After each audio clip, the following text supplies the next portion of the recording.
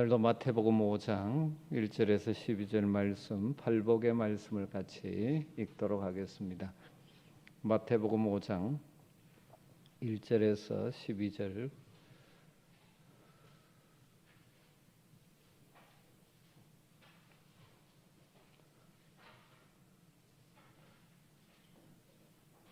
말씀을 한 절씩 교독하겠습니다. 예수께서 무리를 보시고 산에 올라가 앉으시니 제자들이 나온지라. 심령이 가난한 자는 복이 있나니 천국이 그들의 것이며 온유한 자는 복이 있나니 그들이 땅을 기업으로 받을 것이며 긍휼히 여기는 자는 복이 있나니 그들이 긍휼히 여김을 받을 것이며 화평하게 하는 자는 복이 있나니 그들이 하나님의 아들이라 일컬음을 받을 것이며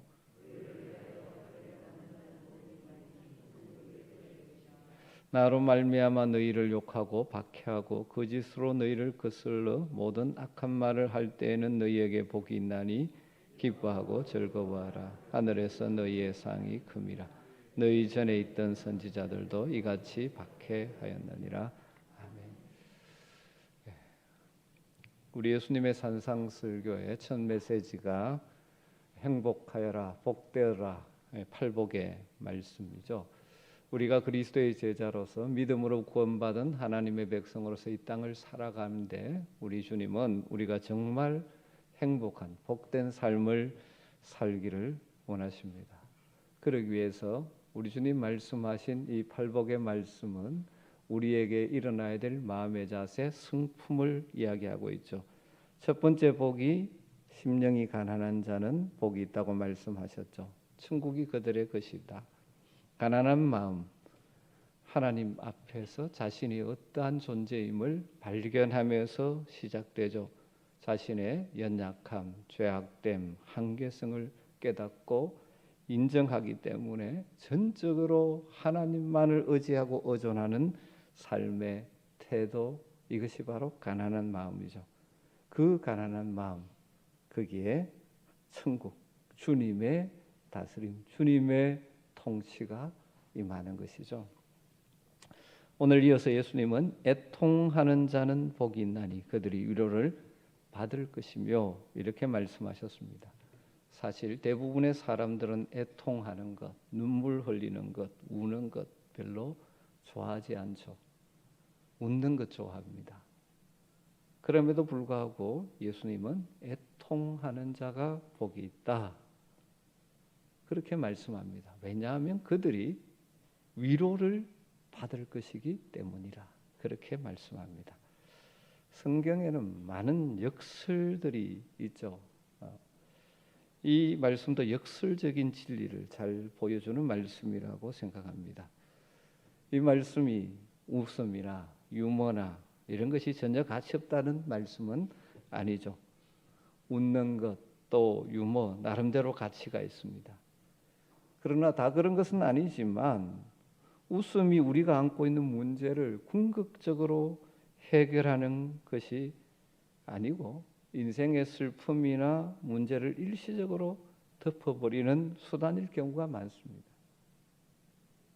마음의 아픔이나 슬픔 그리고 공허함이나 답답함을 진정으로 해결하는 것이 아니고 그것을 덮어버리고 마치 그런 것이 없는 것처럼 가장할 때 주로 웃음 이것이 사용될 때가 많죠. 그러기에 그것이 진정한 행복으로 가는 길도 아니고 문제의 진정한 해결의 길도 아니고 슬픔을 치유하는 우리 주님의 위로를 얻는 길도 아닙니다. 진정한 복은 애통이라는 눈물을 먹고 자라는 것이라고 그렇게 어떤 목사님은 표현했습니다. 여러분 우리가 이 땅을 살아가면서 수많은 울 일들이 있잖아요.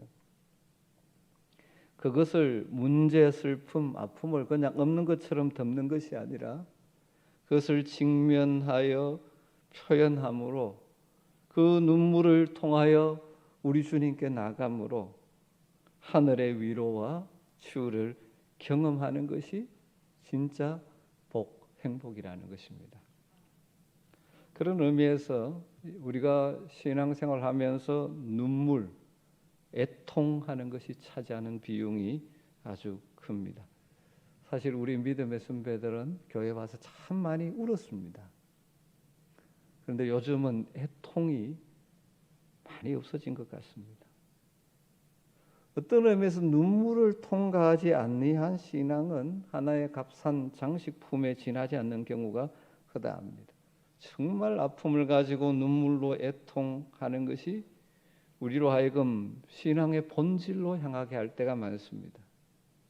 눈물이 고인 눈에 십자가의 주님이 보일 때가 많죠. 그 젖은 눈에 부활의 주님의 영광이 나타납니다. 애통하는 심령에 우리를 찾아오시는 주님의 음성을 들을 수가 있는 것이죠. 여러분, 애통하는 자가 복이 있다라고 우리 주님 말씀하셨습니다. 그렇다고 해서 우리가 애통하고 눈물만 흘리면 행복한 사람, 복된 사람이 되느냐? 그런 것은 아니죠. 애통한다고 눈물 흘린다고 무조건 위로와 행복이 있는 것이 아닙니다. 우리 주님이 말씀하신 애통하는 것은 자연 영역에서 나타난 그런 애통이 아니죠. 세상에서 무엇을 소유하기를 원하는데 소유하지 못하는 좌절에서 오는 애통, 그것을 우리 주님이 오늘 말씀하시는 애통은 결코 아닙니다. 그래서 어떤 분은 진정한 애통이란 우리 안에 있어야 할 어떤 중요한 것이 없음을 인해서 애통하고, 우리에게 없어야 할 것이 우리 안에 있음을 인하여 아파하는 것, 이것이 진짜 애통이라 그렇게 표현을 했습니다. 여러분, 우리가 무엇을 위해 애통하는 자가 되어야 할까요? 무엇을 위해 애통하는 자에게 복이 있다는 이 말씀이 이루어질까요? 여러 가지 있겠지만 오늘 저는 두 가지를 간단하게 말씀드리고 싶습니다. 첫 번째로 자신의 죄 때문에, 자신의 연약함 때문에 애통하는 자가 복이 있습니다. 우리 모두는 예수 그리스도를 믿고 죄 사함을 받았습니다. 그러게 우리는 더 이상 죄책감의 노예로 살아서는 안 되죠.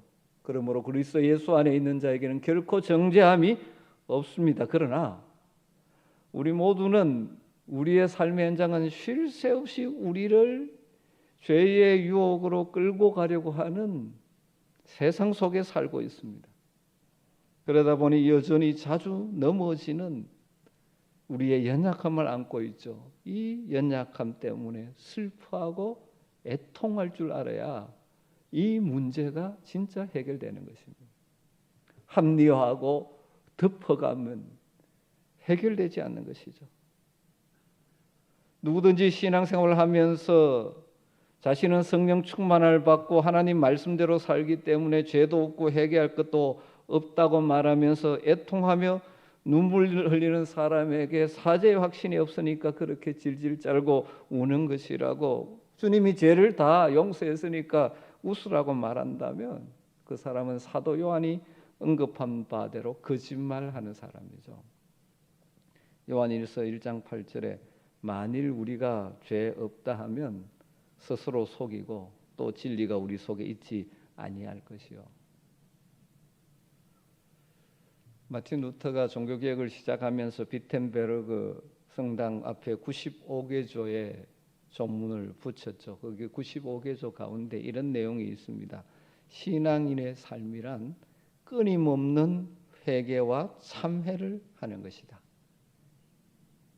그 당시 교회가, 중세 로마 캐톨릭 교회가 회개와 참회가 없었던 것이죠.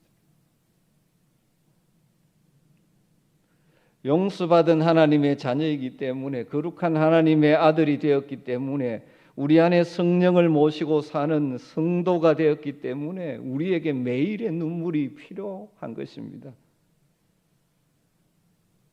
우리의 연약함 때문에, 우리의 연약함 때문에 흘리는 눈물. 여러분, 우리는 다른 사람과 비교해서 내가 저 사람보다 선하다, 저 사람보다 낫다, 이걸로 생각하면 안 됩니다. 많은 사람들이 그런 식으로 신앙생활을 하다 보니 진짜 애통해야 됨에도 애통하지 못하고 자기는 잘 사는 것처럼 착각하고 신앙생활에 눈물과 감격이 없습니다. 여러분, 우리의 표준은 주변 사람이 아닙니다. 저 사람보다 내가 얼마나 선한가 하는 것이 아니죠. 우리의 표준은 예수 그리스도입니다. 예수님 보시기에 내가 얼마나 거룩한가. 이게 우리의 표준이죠. 그렇기 때문에 주님을 가까이 하는 사람일수록 자신의 악함, 추악함, 연약함을 보게 됩니다. 그래서 더 애통하는 심정을 갖는 것이죠.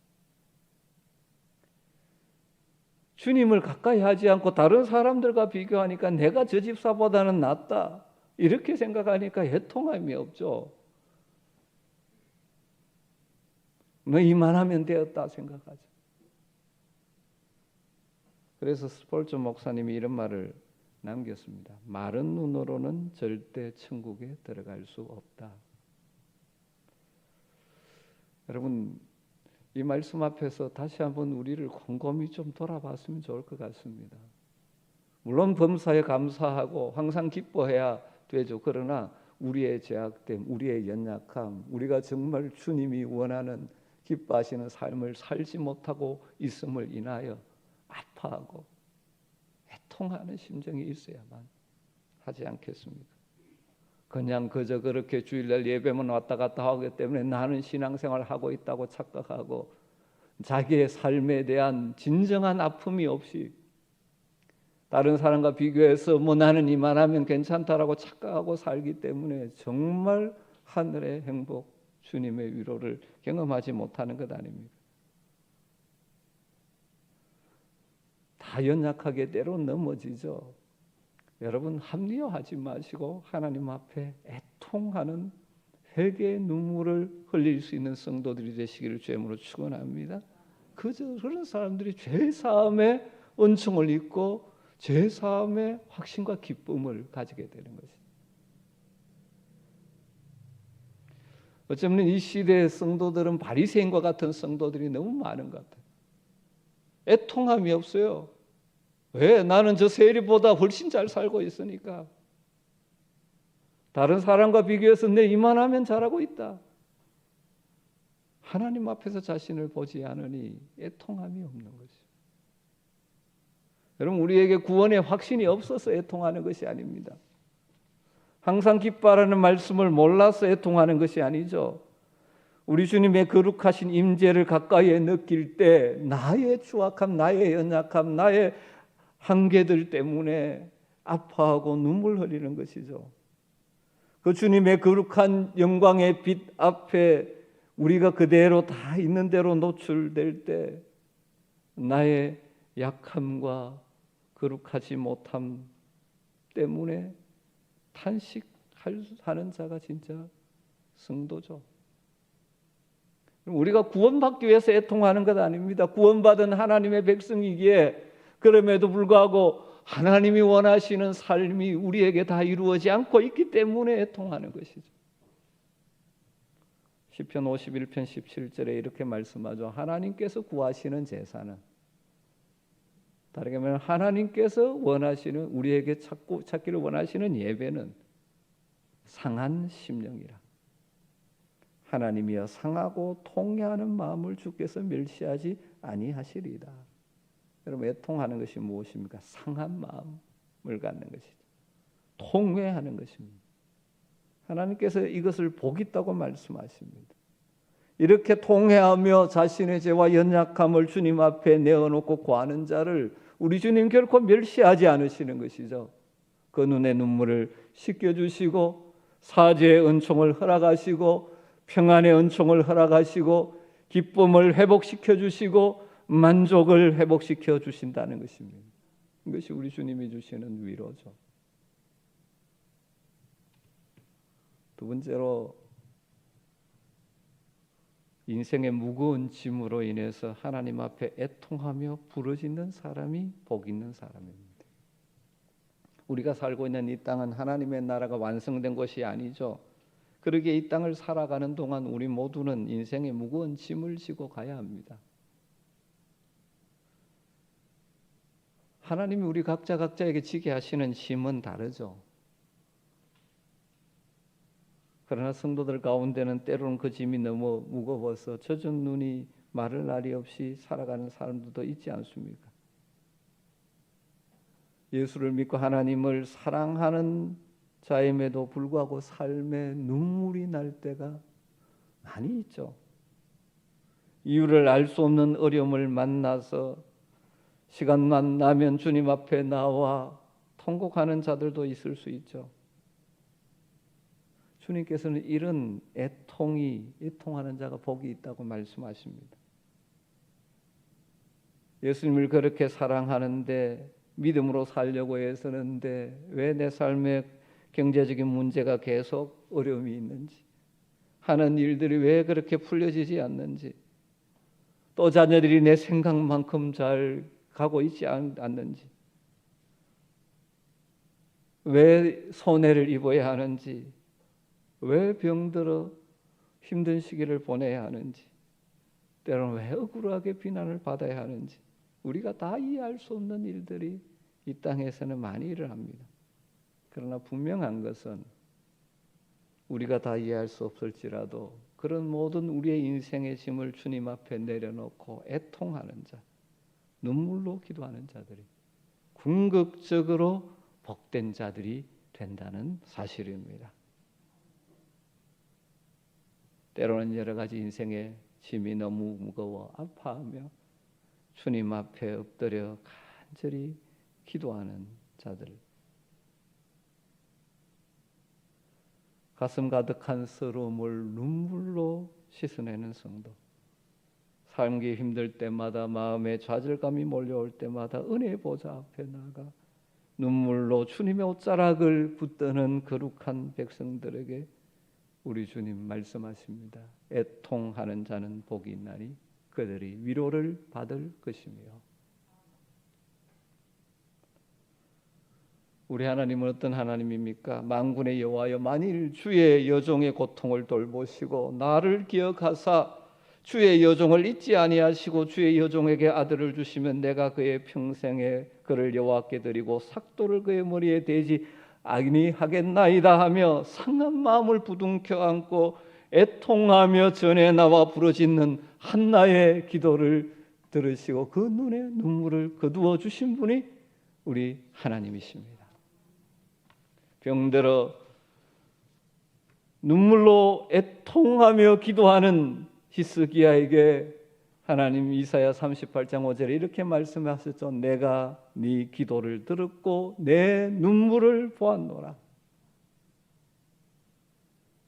우리가 애통하고 주님 앞에 부르짖는다고 해도 우리 앞에서 당장 눈앞에 앓던 자가 벌떡 일어나지도 아니하고 지금 내가 경험하고 있는 경제적인 어려움이 풀려지지 않고 내 눈앞에 원하는 일이 이루어지지 않는다 할지라도 애통하며 기도하는 자들에게 주님 찾아오셔서 말씀해 주시는 이 위로의 음성을 들을 수 있어야 하는 것이죠. 너 애통하는 자여 복이 있다. 내가 너의 눈물을 보았다. 내가 너의 기도를 들었다. 우리의 눈물을 보시는 하나님이, 우리의 애통하는 기도에 귀를 기우시는 하나님이 오늘도 살아계신다는 그 자체가 우리에게 위로죠. 그 자체가 우리에게 소망이고 그 자체가 우리에게 행복이라고 고백할 수 있어야 하는 것입니다. 그리고 반드시 우리 하나님께서는 그의 자녀들의 눈에 눈물을 씻겨주는 날을 오게 해 주시기 때문입니다. 애통하는 자가 복이 있습니다. 여러분 이 말씀 앞에서 한번 돌아보십시오. 최근에 눈물을 흘리며 아파하며 기도한 적이 있으십니까?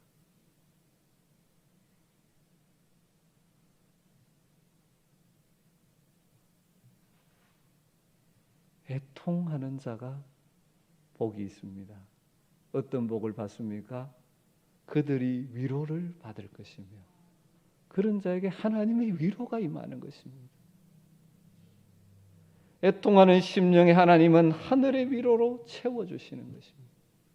여기 위로를 받는다, 이 단어가 헬라로 파라클레손타이라는 단어인데 옆에, 곁에라는 의미를 가진 전치사 파라와 부르다라는 뜻의 칼레오라는 동사가 결합된 합성어입니다. 그러니까 옆에 불리움을 받는다.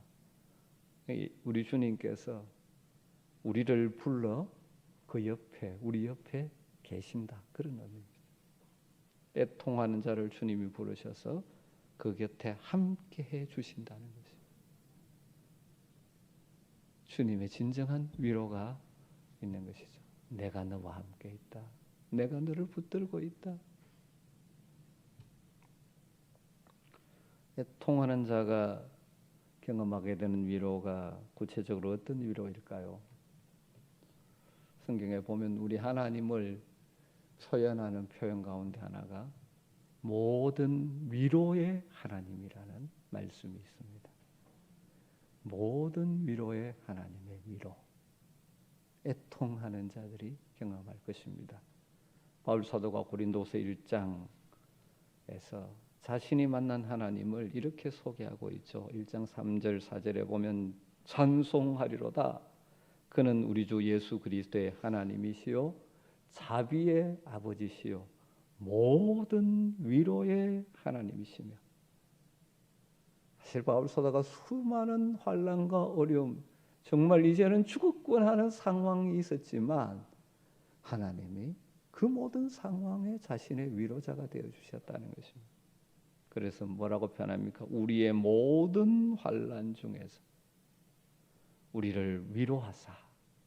모든 환난 중에서.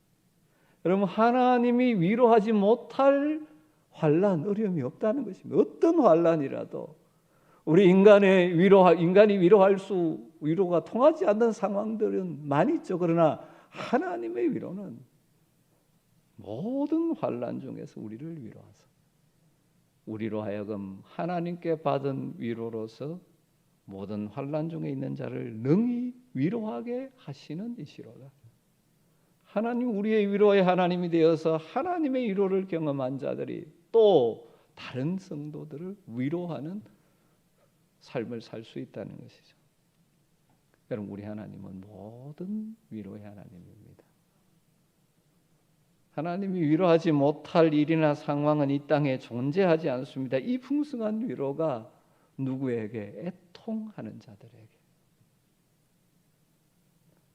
주어진다는 것입니다.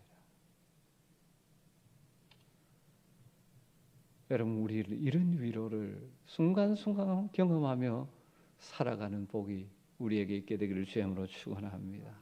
여러분, 그리고 궁극적으로는 이 땅은 계속 우리가 주님의 위로를 받고 힘을 얻지만 또 문제 앞에 넘어지고 그래서 또 애통하고 주님의 위로를 경험하면서 우리가 이 땅을 살아가야 되지만 궁극적으로는 애통하는 자에게는 영원한 천국의 위로가 주어지는 것이죠.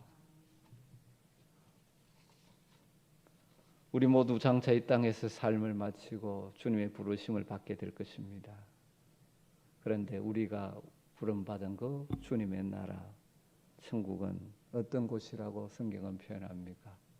눈물이 없는 곳이라고 말합니다. 애통함이 없는 곳이라고 말합니다.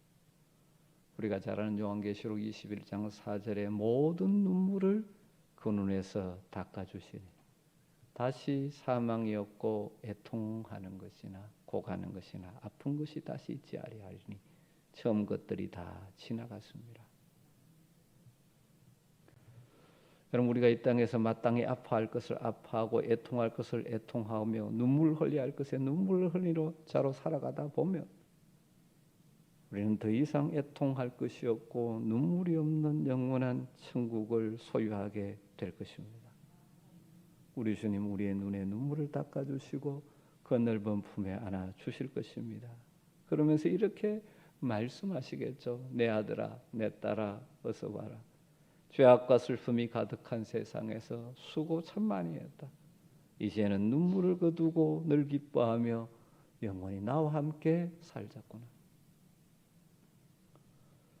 여러분, 우리가 이 땅을 믿음으로 산다는 것, 그리스도의 제자로 산다는 것은 수많은 문제가 있지만 애통하고 눈물 흘릴 일이 많은 세상이지만 순간순간 하나님의 위로를 경험하며 사는 삶이 우리 그리스도인의 삶이어야지 않겠습니까? 오늘 말씀합니다. 애통하는 자는 복이 있나니 그들이 위로를 받을 것이며. 여러분, 이 말씀을 마음에 담고 정말 자신의 죄악됨, 연약함, 한계성 때문에 주님 앞에 눈물로 나가시고 우리 인생의 짐들이 여러분의 어깨를 무겁게 할 때마다 주님 앞에 나와 울며 눈물로 기도함으로 하나님의 위로를 순간순간 경험하며 모든 위로의 하나님이 되시는 하나님의 위로를 경험하며 살아가는 복이 여러분의 것이 되기를 주님으로 축원합니다. 그렇게 살다가 더 이상 눈물이 없는, 애통함이 없는 하나님의 나라를 소망하면서 이 땅의 현실들을 하나님의 순간순간 주신 위로로 이겨내며 살아가는 복이 저와 여러분의 것이 되기를 주님으로 축원합니다. 오늘 말씀을 붙들고 잠시 기도하면 좋겠습니다. 여러분, 정말 애통하여야 함에도 불구하고 애통하지 못하고 살아가는 모습은 없습니까? 우리 속에 정말 하나님의 자녀로서 그리스도의 제자로서 이런 모습이어야 되는데 그렇지 못한 모습이 있음에도 불구하고 아파할 줄 모른다면 문제죠. 여러분 한번 돌아보십시오. 여러분 속에 마땅히 있어야 될 것이 아직까지 부족하지 않습니까? 그것 때문에 주님 앞에 애통하고 또 우리의 연약함, 죄악 때문에 애통하고 다른 사람과 비교하는 것이 아니라 주님 앞에서 자신을 보면서 자신의 한계와 연약함 때문에 하나님 아파하며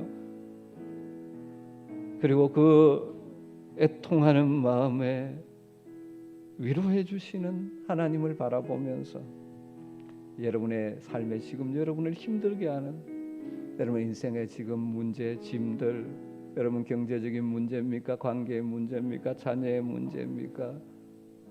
그 모든 것들을 정말 그 우리를 위로하실 주님 앞에 이 시간 내려놓고 간절하게 기도하는 시간을 한번 갖도록 하겠습니다. 오늘 말씀을 생각하면서 같이 기도하겠습니다. 주님, 오늘도 말씀을 주님 우리의 말씀을 주님 주시옵소서. 하나님 주시기를 간절히 바라고 아버지 하나님 정말 우리를 보내서 우리에게 말씀하셨는데 아버지 하나님이여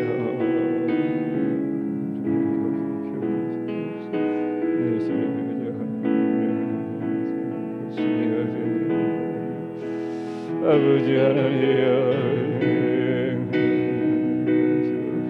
우리 안정을 행사로 올랐는데 주여 하나님 아버지 하나님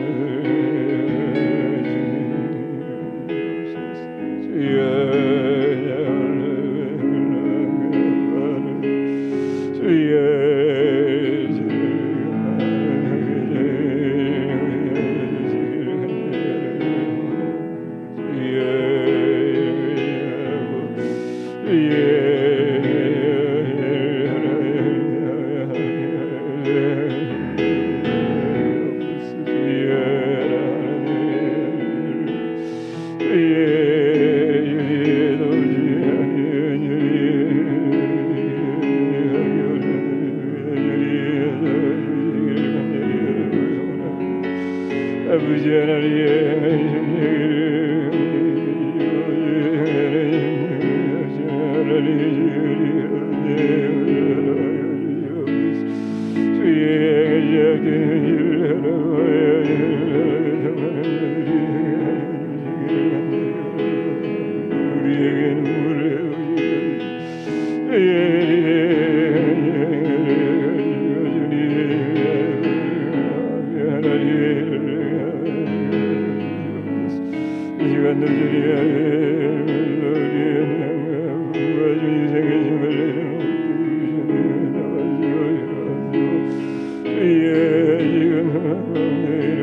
주시기를 간절히 원합니다. 정말